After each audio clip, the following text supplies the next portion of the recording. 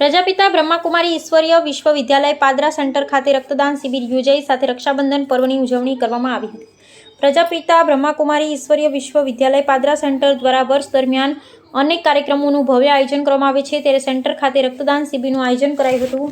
જે પર્વે પાદરા સેન્ટર ખાતે પાદરા નગરપાલિકા પ્રમુખ દીપેશ પંચાલ સહિત પાલિકાના સદસ્યના હસ્તે દીપ પ્રગટાવી કાર્યક્રમનો શુભારંભ કરવામાં આવ્યો હતો.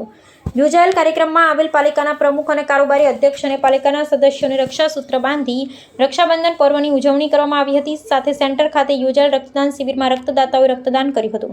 ओम शांति।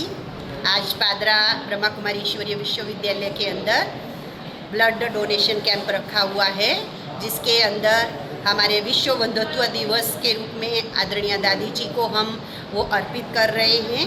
तो आज सभी हमारे बीच में इस नगर पालिका के प्रमुख अपने दीपेश भाई आए, उनके साथ सारे सभ्य भी आए, कॉरपोरेटर भी आए और दूसरे भी भाई बहन पादरा शहर से आ रहे हैं ब्लड डोनेट करने के लिए.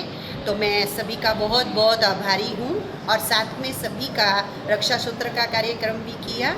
भगवान की शक्ति भी सबको मिले और समाज का सुधार सब मिल करके अच्छी तरह से हम करें, यही शुभ भावना के साथ ये आज का हमारा ब्लड डोनेशन कैंप का कार्यक्रम रखा हुआ है.